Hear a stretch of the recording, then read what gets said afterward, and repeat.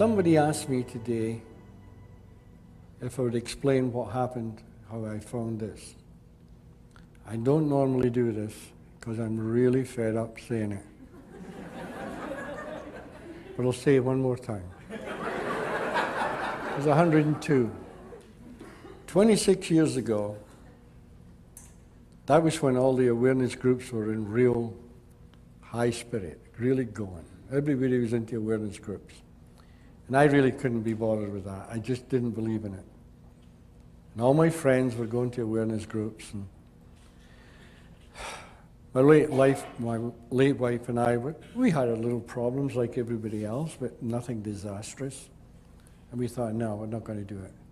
So all my friends were after us, oh, you should really try this place and that place. And we heard that there was a very, very highly specialized person from New York coming to BC. So we thought, well, if we're going to go to the best. So we decided to go. We put our name in and registered. We got frightened and cancelled it. We did it a second time. Our insecurity came back and we cancelled it again. The third time, we put our name in again, and the woman there said, this has to be Mr. Banks. And we said, yeah. So anyway, off we go to this thing. And it was a weekend. And it was disastrous. It was awful. They were screaming at each other. They were cursing and swearing at each other. They were telling you to argue with your partner. And I thought, this is crazy. Why would anybody that has problems and they're arguing and they want to stop this arguing, why would they go to some crazy guy that tells them to argue more? This is like saying, you stick your finger in the fire and you go, wow, it's so sore. And somebody comes up, you want to cure it, stick it back in again. So it was no good. And we decided there and then that we were going to leave it and go home. But a couple of nights before, we were having a cup of coffee with this young couple. And this young couple were there because they had problems, and he himself, the fellow, he was a psychologist. He was a doctor. And we started talking, just having a cup of coffee, and he was telling me how insecure he was. And I said, well, you've got a partner, because I'm really insecure. And I told him why I was insecure. And I went into all the details of my life, why I was insecure. Poor Sid, poor Sid, poor Sid. And he's listened to me. Well, a couple of nights later, I saw the same man, and he said the most unusual thing to me. He said, you know, Sid, the other night you told me you were insecure, and I've never heard such nonsense in all my life. And I heard him. And what I heard was, there's no such thing as insecurity, it is only thought. And it hit me like a ton of bricks, that all my insecurity was only my own thoughts. And it was like a bomb going off in my head. And I turned around to him and I said, have you any idea what you just said? He says, of course I do. I don't make idle chatter. But I knew he didn't, because he was telling me how insecure he was. And it was so enlightening. It was unbelievable. And for 3 days and 3 nights, I never slept. Because there was such beauty coming into my life that I'd never experienced before. And I'd lie in bed, and it felt like the entire evening was like 15 minutes. It just went that fast. Then it'd be daylight. And on the third evening, we went over to Salt Spring Island where my mother-in-law lived. to spend a couple of days with her. And the first evening I was there, I'm sitting in the living room reading the newspaper. My mother-in-law, my late wife, were in the kitchen making supper. And they were talking to each other. And you've heard cosmic humor, where you see beyond the word? Well, I heard. And I burst out laughing because I knew they didn't have a clue what they were talking about. And my old mother-in-law got fuming mad. And she came walking into the living room and she said, "May I ask what you're laughing at?" Well, that made me laugh even more. And both the ladies sat down and I sat down. And I thought, boy, I'm in trouble. I've got two women against me. I'm thinking to myself, how can I get off the hook? You know. So I stood up to try and explain why I was laughing.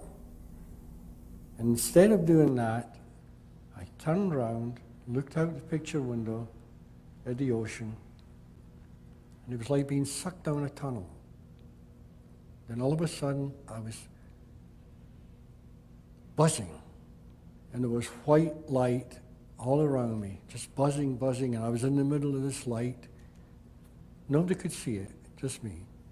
And it was like I was captured in this white light, and it was just buzz, buzz, buzz, and right there and then, I realized the true meaning of God. And I started to cry. And I turned around to Barb and I said, I'm home, I'm free, I've made it. I've conquered this world. This means to say that you and I will be traveling all over the world. We're going to change psychology and psychiatry so millions of people will be healed. Well, you can imagine what these two women looked like. It looked like somebody had hit them right between the eyes. And because I'd found the secret to mind, I knew what they were thinking. So I started to talk about normal things, just everyday things. But that didn't take the fear away. And the following day, I was talking so different. I was talking without thought. And everything was just coming out, like I'm doing now. You don't have to think. You don't have to think. And out it came, and nobody knew what I was talking about. And I'm scratching my head saying, wait a minute, am I talking in some foreign language? And I'm talking so simple, and everybody's going, whoa. Well, I went back to my work 2 days later, and when I started to talk, nobody knew what I was talking about. Now, I wasn't talking about this. I was just talking about everyday life, but still, there was something wrong. I worked in that mill for 10 months after it. No intentions whatsoever of leaving. And one Friday afternoon, I was working away, and I stopped, and I stood up. I thought, oh, I've got to leave. And I walked into the office, and I said, I'd like to hand my resignation in. And I said, oh, Scotty, come on, please think about this. You've been here nearly 14 years. You got all this seniority. You can't leave. And I burst out laughing. And I said, I'm sorry, I've got to leave. And they said, well, what are you going to do? And I said, I don't know. They said, have you got money to support yourself? I said, no. Oh, you better think about this. And it was a real turmoil. And I said, no, please, I'm leaving in 1 month's time. Now, how they knew, I don't know. But 1 month later, I went over to Salt Spring, and from all over the world, people came. Gurus from India, monks from Tibet, people from all over the world. And to this day, I still don't know how they heard about it. And that was the beginning. And it was the beginning of good fun, because I met the most unusual people you've ever met in your life. No wonder they thought I was crazy, you know, because of the people that came.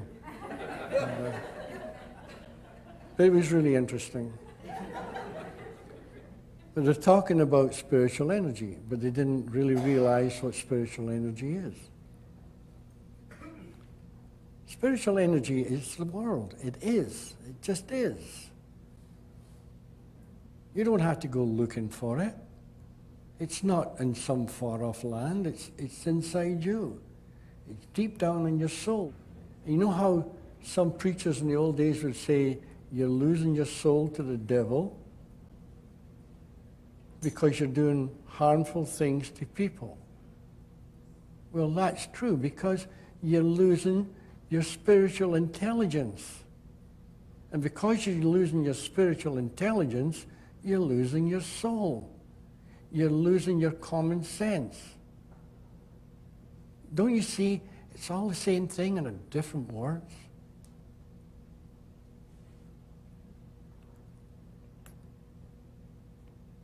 There was many, many things. Another funny one that got me was, matter of fact, it was another guru from India. But only he didn't live in India. He lived in the United States somewhere. And he had 6 followers with him. And he disagreed with me because I kept saying, never be a follower. Never, never, never be a follower.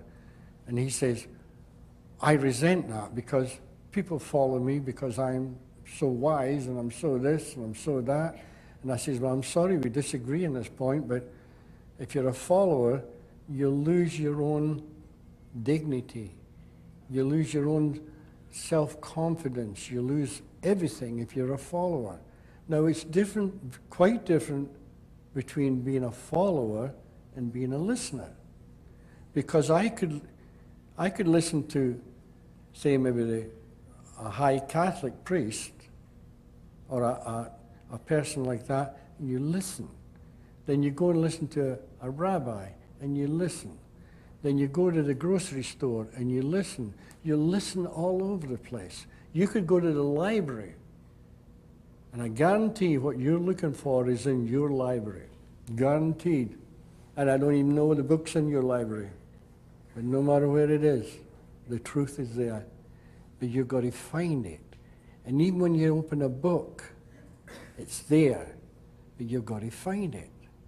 You ever read a book and you say, wow, that's incredible, and you get an insight. You close the book, and the following day, you could look till hell freezes over and you can't find it. But it's in there. You saw it. You saw beyond the word. And that's the most important thing. And this is what this fellow was getting quite upset about. So I talked with this man and his followers for about maybe an hour. Then Barb says, I wonder if these people would like some tea. And I said, sure, okay. So we both went into the kitchen, we're making tea, and we had canned, and we got cookies and all this, put them on. And this fellow comes up to me and he says, you know, Sid, it's very interesting what you're saying, but there's only one thing bothers me. And I says, what is that? He says, you have no humility. And I said, oh, sorry you feel that way. He says, yeah. He says, you've got to find humility. He says, now, I have lots of humility.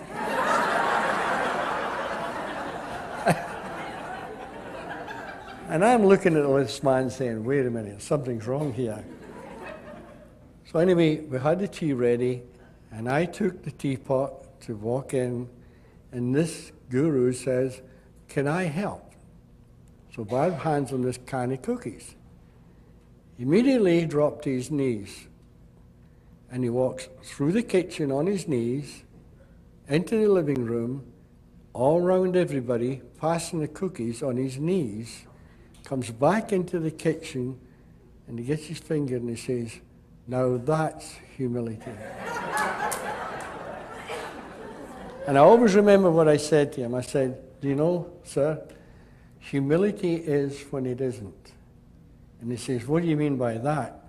I says, you figure it out. Now we know Everybody in here knows we're the most humble people on earth.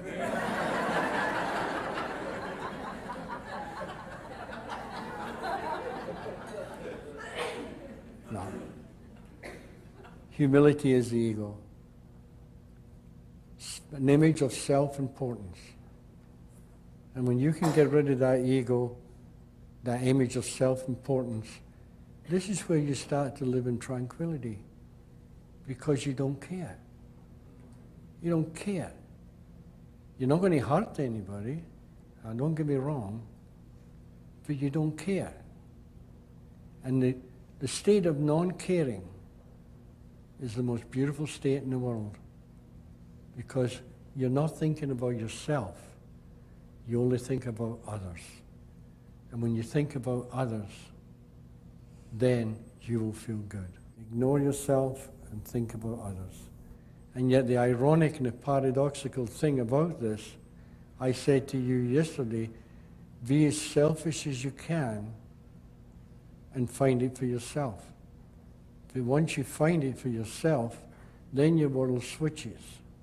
And you can't find that switch until you see that. You've got to find your own switch that puts that light on. You know how the biblical teachings talk about light? Light is wisdom. That's what the wisdom is. That white light I was talking about, only I could see that. And I know many people used to come up and say, to Barb, what did you feel like when this was happening? She says, well, I couldn't understand it, but there was a feeling in that room that night. It was a tremendous feeling. She says, and at first, we thought Sid had flipped, because here's a grade 9 educated man talking about doing all these things. But there was no doubt. There is no doubt. There is no doubt. And I'm not just talking about myself. I'm talking about anybody in the world. When I'm talking, I told you this morning, I'm talking impersonal. It's nothing to do with me or you. We're talking about a spiritual essence that lies deep within the soul of every human being on earth. Everybody. Everybody has it deep within their own soul. And the idea is to clear your mind of all the intellectual understanding that you have. Clear your mind to let this wisdom in. And this is why people meditate. They meditate to clear their mind, to quieten it. And once the silence comes, this wisdom, it doesn't enter. This is a nice fallacy. It does not enter. It unfolds. It doesn't go from outside inside. It goes from inside outside. So you only find something that you already have. Something that you were born with. Something that you'll die with. Something that nobody on earth can take away from you. Only you can destroy you. Only your own mind, your personal mind, can stop you from seeing this. And this is why these wise people said, meditate. You see the simplicity in this? That's all it is. When I found this, I lost every friend I ever had in my life, except for 2 people, Ken and Elsie. And that was very touch and go.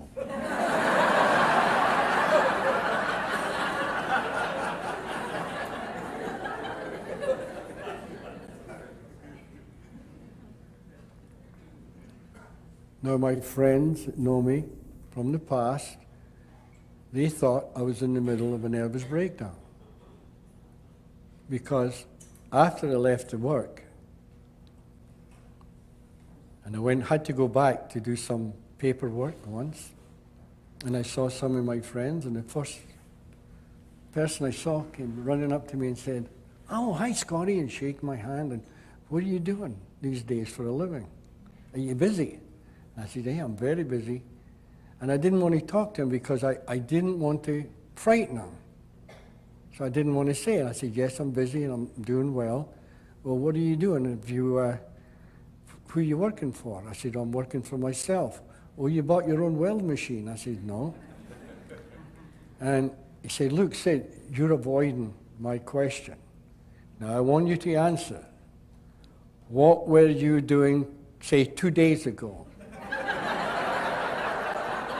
And I really didn't want to hurt him. I didn't want to frighten him. But I had no other choice. He asked me. And I said, "Well, I was at UBC University, and I was talking to professors." Whoa. He literally exploded and ran. All I saw was his back. And I saw the same man about 5 months later, and he asked the exact same question. "What are you doing?" I said, "Remember the last time you asked that question?" And he went, because I had to put myself in their position. If I was in their position, and somebody like me was saying what I was saying, I would think they were as nutty as hoot-owls. And they thought I was in the middle of a nervous breakdown, because they were seeing the impossible being done. There's only one way it's possible. That's already inside you. And that's what these wise mystics of the world throughout time have done. They've talked to people not to give them something, but to draw out of them what they already know. And they talk before form. And if you talk before form, and that person listening hears, then they get it, because it unfolds from their soul, from their consciousness, deep within. It comes out, and it's theirs for life. And once you get it, you never lose it. Can't lose it. I know a lot of people find little bits, and they go up and down. And maybe they're happy for a month, then they go unhappy, and they'll phone up and say, "I just lost it." I said, "Don't worry, it'll come back." As long as you realize all it is, you've changed thought. Your thoughts have changed. Change them back. How do you change them back? By truly realizing there's been a switch in thought. Thought is the missing link that every therapist in this world is looking for. Thought is the missing link that literally everybody is looking for. I was talking to a friend this morning, and he said in the Jewish religion, there's something called das. Is that right? And in Hebrew, das means mind. And this, do you mind me saying, I won't mention names. This rabbi went up to somebody and said, "Look, I found somebody that talks about das. Why don't we still talk about das?" And he said, "Because nobody understands." If you really start to understand what mind is, you realize it's true. You cannot give it away. It's impossible. You know the kahunas in Hawaii? Kahuna in the Hawaiian language means, they're the priests, they're the Hawaiian priests. And kahuna in the Hawaiian language means the carriers of the secret of mind. That's back to that das. So there's the Jewish and the Hawaiian both saying the same thing. There is no difference. You could take any religion, anything, anyone in this world, and put them all together, and they're all saying the same thing differently. And that's why I said to you yesterday, no matter what church you belong to, keep going. And see if you can go beyond what you've been hearing before. It's there. It's everywhere. Truth is everywhere. Truth is in this room right now. This is made of truth. This glass. Truth is an essence before form.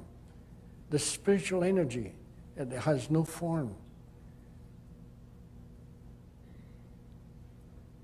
I know the scientists and the physicists all nowadays are starting to have a clue, starting to have the idea that there is a formless energy and that everything is created from this formless energy. And I was talking to this doctor once about that, but the trouble is, they look for the formless energy through a microscope.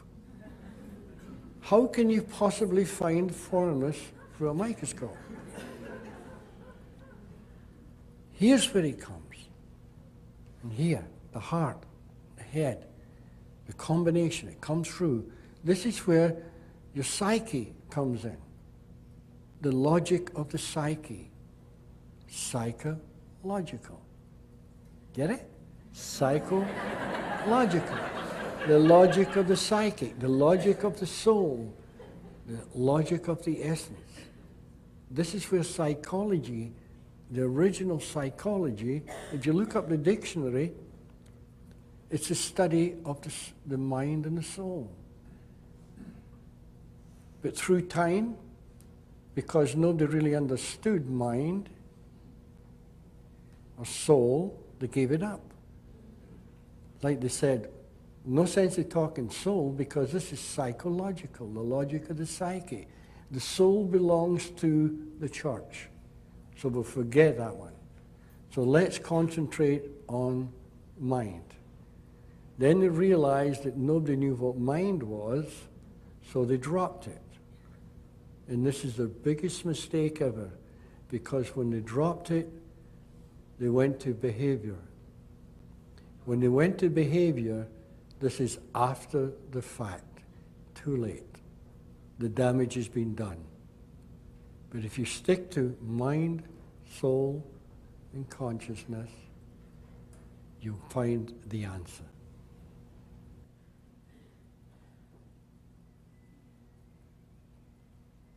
Okay, anybody got a question? Paul? No, I'm serious.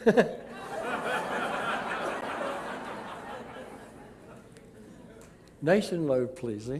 Could you talk about creation? No. No.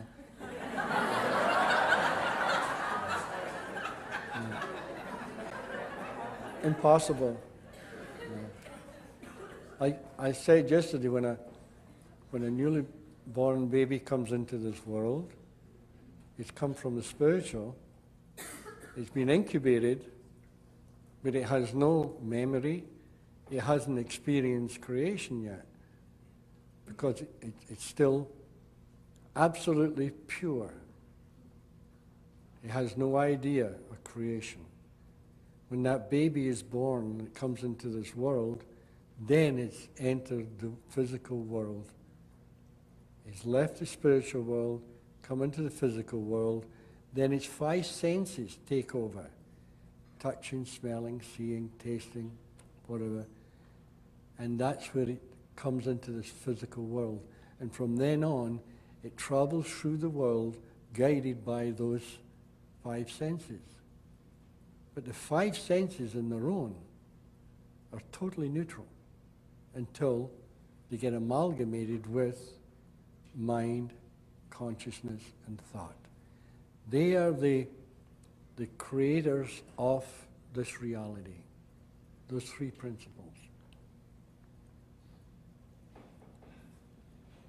If you look carefully, and I don't know much about religion, I really don't. I'm not a religious person.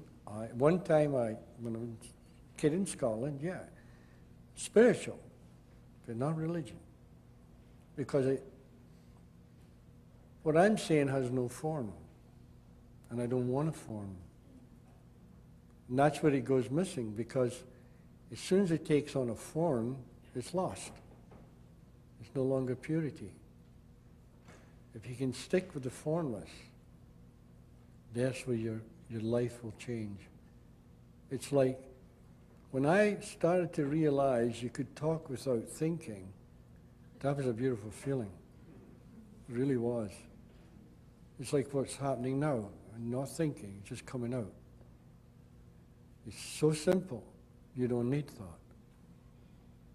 You just let what we call universal thought take over. Because the answer is always there. Always, always, always. I remember the first time somebody said to me, this is only about 3 days after my experience, sarcastically, well, what is life? And I said, well, it's a divine dream suspended within the boundaries of time, space, and matter. I didn't know where that came from. I thought, whoa, where did that come from? And only once in my life, I challenged it. And the challenge lasted about 20 seconds. Is this right? Because I was coming out with things that I didn't even know what they meant. I remember once talking to a whole bunch of gurus and doctors and various people from all over the world. The very, very first time I ever spoke. And I spoke for about 2 hours. And when it was finished, I went up to my wife and I said, could you tell me what's the true meaning of this word I've been using all night? And she told me. I thought, oh, thank God, it's okay. But you get used to it. You get used to it. And this is why you ever noticed the therapists in this room right now, and all the helpers of humanity in this room right now, when they get up, they never have a speech. They never have anything written. It just comes out of them. It's simplicity. Simplicity. Simplicity is always the answer. But nobody knows when creation started. Nobody could ever explain that. You just know it has.